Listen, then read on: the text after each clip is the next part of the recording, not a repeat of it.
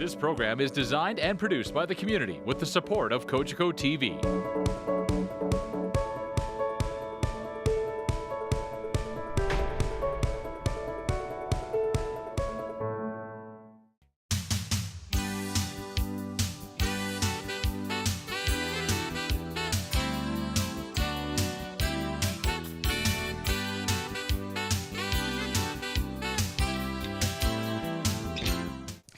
Hello and welcome to the next episode of Our Home with Mayor Sendzik. My name is Walter Sendzik, Mayor for the City of St. Catharines. And ladies and gentlemen, this is the season finale, so there might be a cliffhanger at the end. So you may want to stay tuned right through to the end of the show. We have three guests that are going to be talking about different parts of our community. We're going to start with an individual who's working at the St. Catharines Small Business Enterprise Center. We're going to focus on small businesses.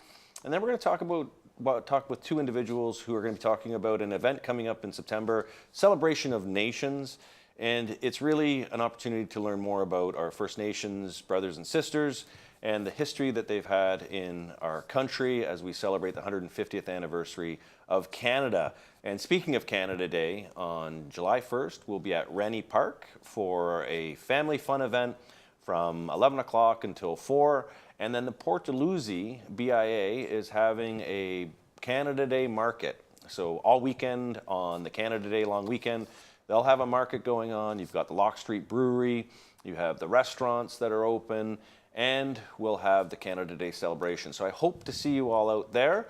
And there's so much more going on in the city. It is a great time of the year, from the patios across our city to the trails, to the parks. Montebello Park is a beautiful place to spend the summer, as well as Centennial Gardens. There's a lot of work going on in Centennial Gardens, so head on down there as well. So enjoy yourself and hope you have a wonderful time exploring our city.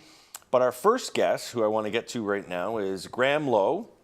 He's the small business consultant for the City of St. Catharines, and he is working with aspiring entrepreneurs and small businesses in our community, because the reality is that when you look at the economic vitality of communities, small businesses is a significant driver of our economy. It's the significant driver of employment, and it's an area that we as a city focus on through our Small Business Enterprise Center.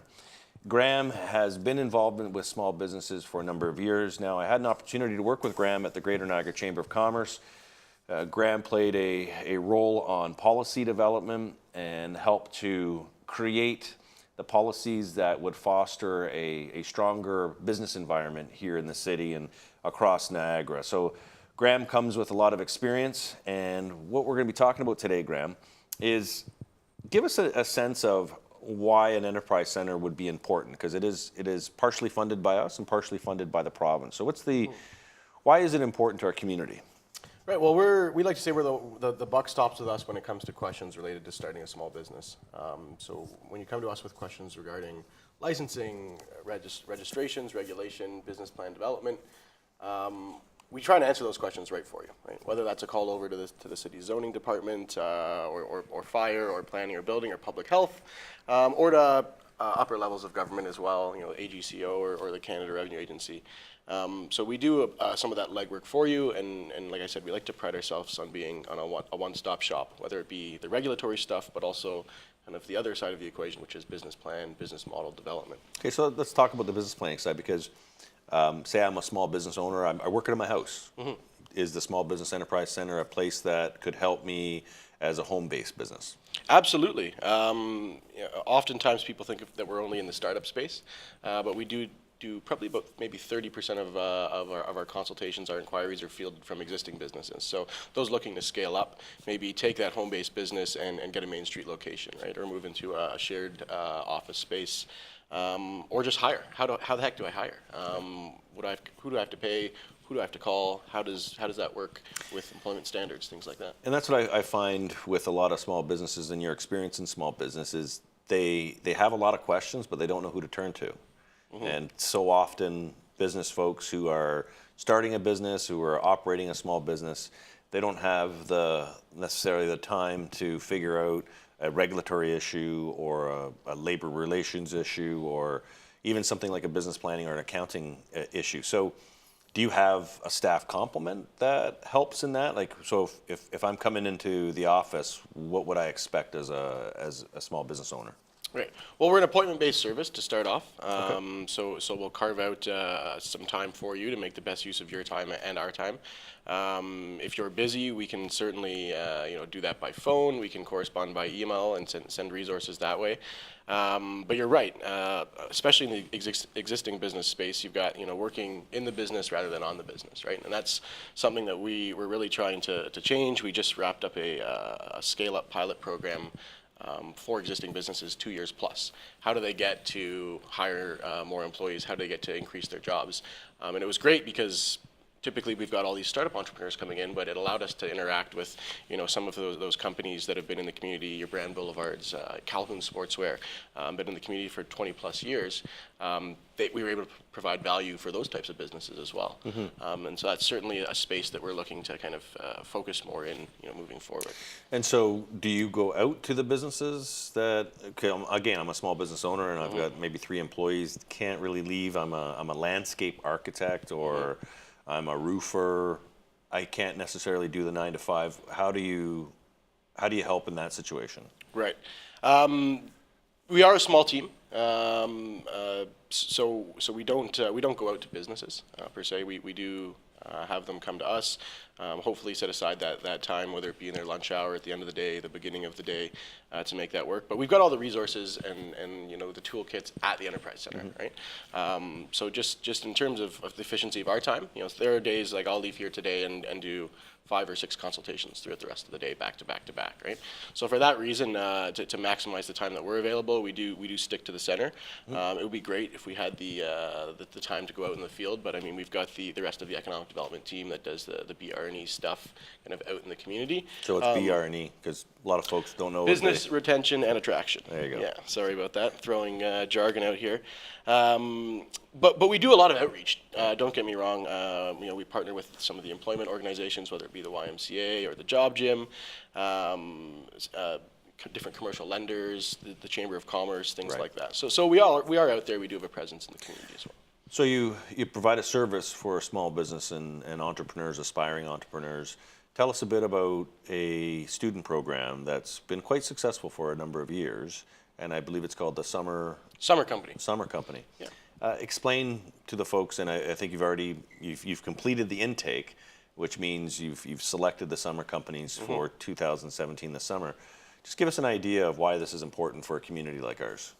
Right. Well, it gets folks thinking about entrepreneurship at a really young age, rather than going out and maybe getting that Tim Hortons job, which is fine. Don't get me wrong. Any job is great. It allows them to work for themselves, right? Buy a lawnmower and go cut some grass. At the most basic level. But it's a program that really kind of gets that mentality, that be your own boss mentality, ingrained into folks young, and studies have shown that's where you need to start, right? If it was 15, those 16-year-old kids, and it gives them a chance to try it out, and some of them love it, some of them don't look back and now run very successful businesses. Just last week, we had a summer company applicant announce that he's getting his own studio space, which was a huge For win. what was his business? So here's a plug for him. It's Kevin Unger Photography. He started off as a summer company student. One of my proudest moments was when Kevin called me and said, I just quit my job as a barista because I've got enough business now that I don't need that. And that was probably about this time last year, and I just saw him post on social media 2 days ago that he's now getting his own studio space, right? So these programs do work, and they work the opposite way as well. Some kids do it and they're like, you know what, entrepreneurship, not for me. Yeah. But still a great resume builder. The Summer Company is a certain cachet. It's been around for 10 plus years at least. So there's value in that side of the coin as well. And it's interesting because that's a provincial program where there's funding that comes from the province to support that program. And so it's showing how we're leveraging provincial dollars and investing them in young people and getting them to stay in the community. And I think so. Tell us a bit about what is one of the most fundamental things that you do, and from my perspective is the business planning. And why is a business plan important, and why is it such an integral part of your department, your Enterprise Center? For sure. So a formal business plan, the easy answer is you need it before anybody's going to give you any money, right? And in a perfect world, everybody's writing them. But in the world that I work in, it's the folks that need the money that develop the business plan.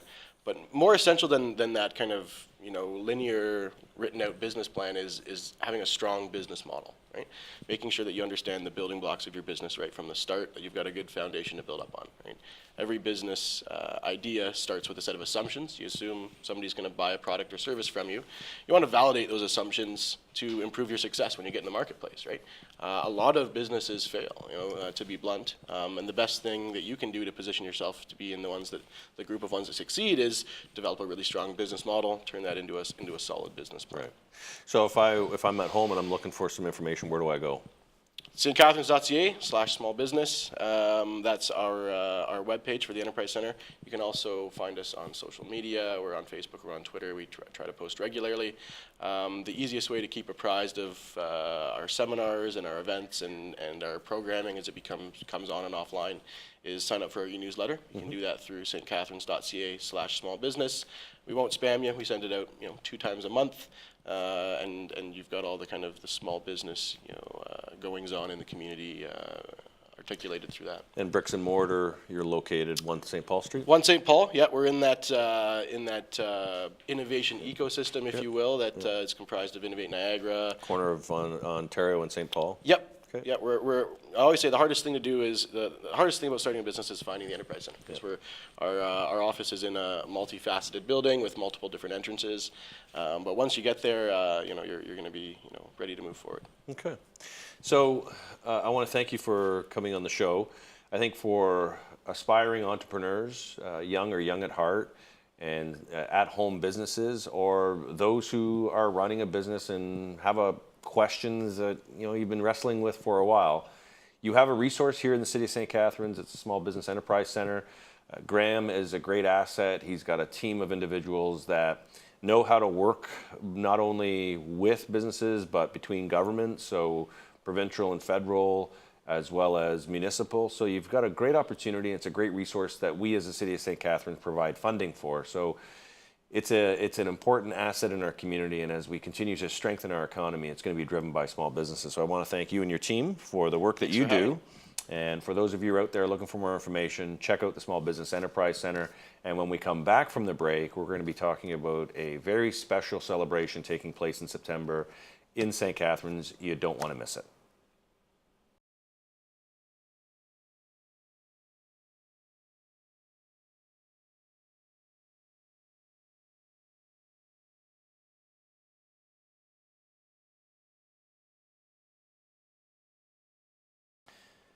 Hello and welcome back to Our Home with Mayor Sendzik. In the second part of this show, we have a wonderful celebration coming up in September. And so we have the artistic minds behind the Celebration of Nations joining us today. We have Tim Johnson, who is an experienced museum executive who recently led the development of 2 public memorials of national significance that honor First Nations contributions to Canada. He is also the former Associate Director of Museum Programs at the Smithsonian's National Museum of the American Indian.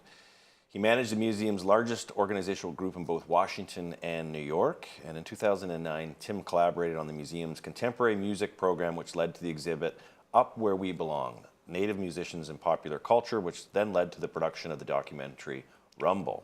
Tim is active in his home community of Six Nations of the Grand River with several prestigious art and education institutions. Over more than 35 years, he has received the Dreamcatcher Foundation Award for Art and Culture in 2016. Welcome. It's an honor to have you on the show, Tim. Thank you. Thank you. And we also have Michele-Elise Burnett, is a proud Métis with the Algonquin roots, and is president of the family name meaning forever always. So, Kakikalaniks. Yes. So, an Indigenous arts and consultancy company which helps promote Indigenous art and artists to a broad audience.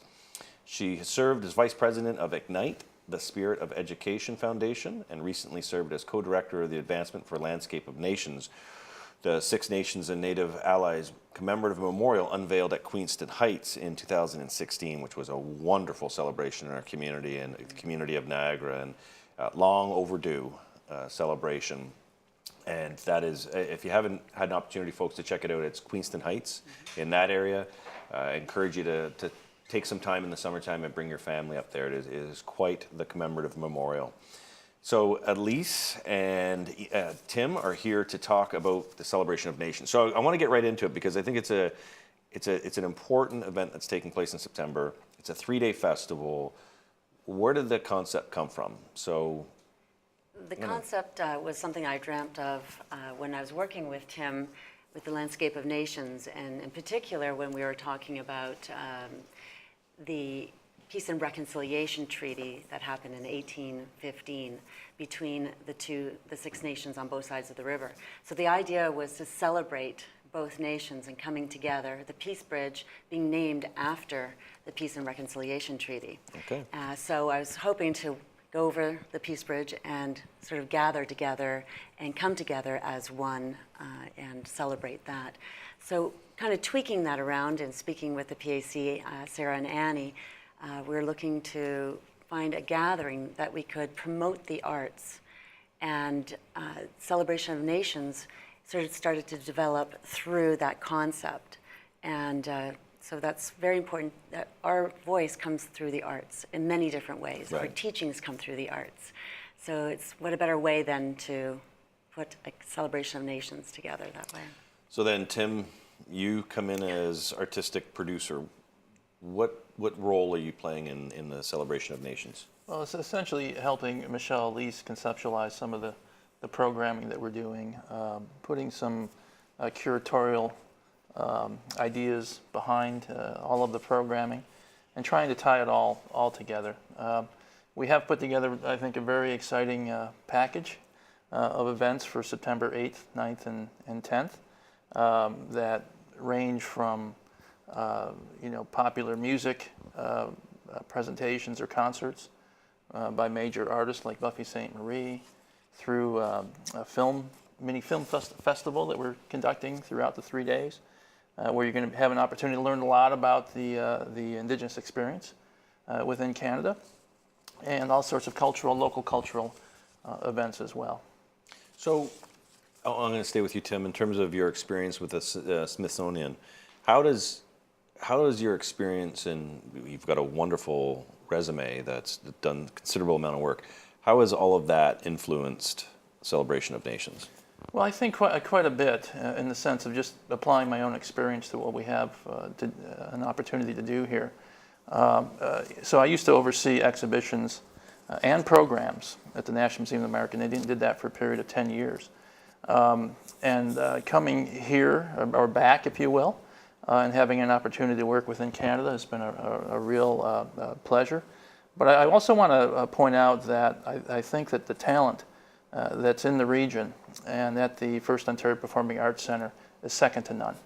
It's second to none. Annie and Sarah and all the folks over there, they just do a top-notch job. So, it was great to kind of step into another experience where the qualities of the people that you're working with in the institutions are every bit as high as the Smithsonian.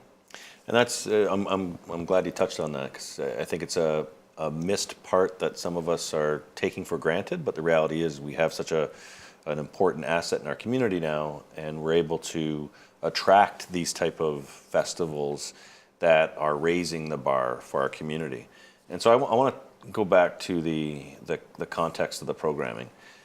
We're in a period where the Truth and Reconciliation Report has been released. There's how many recommendations? 194, I think. 94 recommendations, and we're at the Canada 150. And I like the mayor of Vancouver says 150 plus, and that plus sign is recognizing that long history. The First Nations were here before the European settlers came in, so that plus is very important. And I think that's important for us to understand in terms of the context of this event. So how is that influenced, maybe, the Truth and Reconciliation Report and where we are today, and the Prime Minister's commitment, as well as what Gord Downey did last year with the tragedy of How does this take us to that next step? I think Michele-Elise? I think in a lot of ways, Celebration of Nations is allowing us to, as Tim would say, is pull back the curtain, and literally to uncover our arts and our talents and who we are as a people, and to educate the broad audience about our knowledge as well. So I think that's one thing, is educating.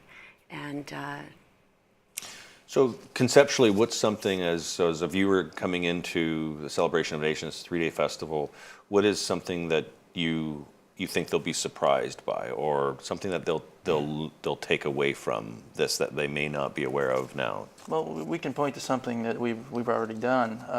So, for example, coming out of the Landscape of Nations experience, where basically the memorial is there to help educate the broader Canadian public about the contributions that First Nations and Métis people made as allies to Britain in terms of the defense of the lands here and the protection of the people and so forth.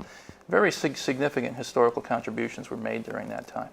We actually, even though we have this 3-day festival in September, the First Ontario Performing Arts Centre has actually incorporated Celebration of Nations programming throughout their entire season. Right.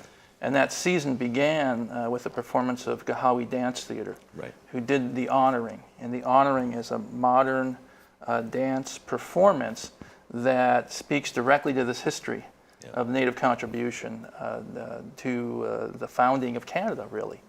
And so that's just one example, and we have several others that are coming down the line as well, including the focus on Rumble, The Indians Who Rocked the World, which is a major film that was just won the Sundance Film Festival Award, that showcases more contemporary contributions by Native artists and musicians to the shaping of popular music. And those contributions, as you'll see in the film, actually were quite significant. So all the way from the historic through to the contemporary, we're trying to convey these ideas to the public.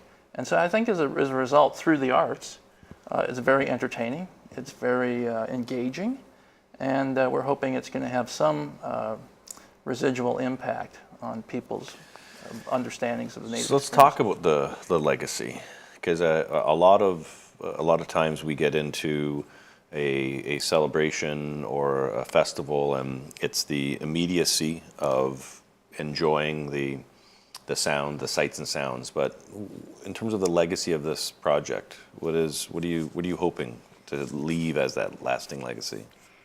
lasting legacy is that people will leave. Well, one, we hope that it's going to be continuous, that we will be coming back every year to celebrate the nations, the diverse nations that live within our city of Niagara, and but also that they leave understanding and having a little bit more respect and understanding about our cultures and our traditions, and that we have had a major impact on Canadian history. We have had a major impact in different areas like the arts, and just sort of put a highlight on that, and just. And if I can just say too that the establishment of anything that's called a legacy actually takes real work. Right. You know what I mean? So just to do a few programs and hope that stimulates long-term change or awareness, that doesn't happen. So, we're hoping to have a long-term relationship with the First Ontario Performing Arts Centre, and in fact, what they've already done by just not having a single festival dedicated to Indigenous arts, but incorporating Celebration of Nations programming throughout their entire season, I think sheds a very good light on St. Catharines and being leaders in this era of reconciliation.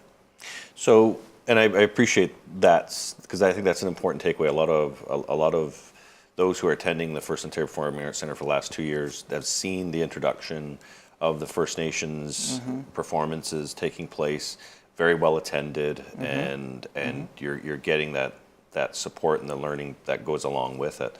With this 3-day celebration, is it like a festival where you buy one ticket and it gets you access to everything? Can you give folks an idea of how they can envision the Celebration of Nations taking place over 3 days? We're right now formulating that exactly in the next little while, but we are looking at doing a package, and we're trying to keep everything as low as possible so that everyone can attend. And we're also trying to have as many of the programs as storytelling and the interactive discussions some of the plays, whatnot, to be free for the public. And obviously it will be on a first come, first served basis in the sense of size-wise. But we really are trying to keep the prices down so that everyone can attend, and because we know. And the funding, so funding, Canada 150 funding came through for this Celebration of Nations, and how is that helping to contribute to the overall impact of the event? Without the funding, I don't think that we would be here. Because you have some pretty significant performers, Yes. Buffy St. Marie, Oh, yeah. and they're coming in through. I would understand probably the help with the funding from Canada Correct. 150. So the federal government has, and a lot of communities had opportunities to put in applications for 150, and a big Canada Day celebration with some rock bands that come in and play, or you're. If you look across the country, there's a lot of different events. And what I'm proud of is that our Canada 150 application was around First Nations. And so Celebration of Nations comes from that. So I think that's it's an important way for us to acknowledge that as well.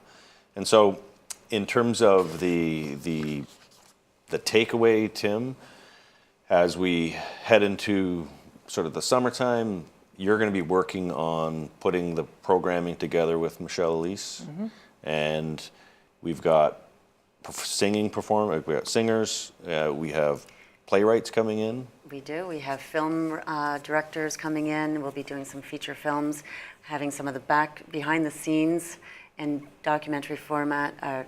He's talking about how it all came about, Q&As.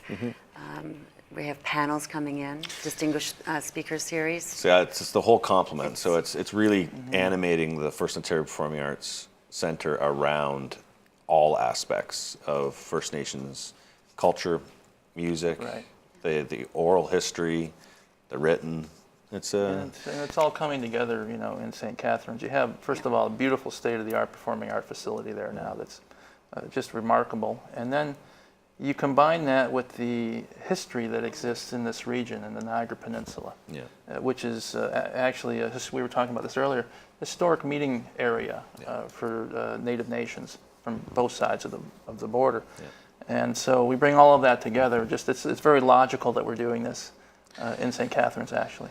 Well, we are fortunate to have both of you in our community, and I'm looking forward to the Celebration of Nations, and I want to see as many people come out for that weekend in September. You can go to the First Ontario Performing Arts website, First Ontario Performing Arts Centre website, to learn more about it as the Celebration of Nations comes together. And it's going to be a magical weekend, an informative weekend to celebrate our history as nations in Canada, and I'm proud that we're going to be doing this with our First Nations brothers and sisters. So make sure you check it out, and with that, have a great summer. This is the season finale. There is no cliffhangers, so the only cliffhanger is we want to see you at the Celebration of Nations, and until September, have a wonderful summer. Enjoy everything that is special in our community and makes our community a wonderful place to be. So have a safe summer, and see you on the other side.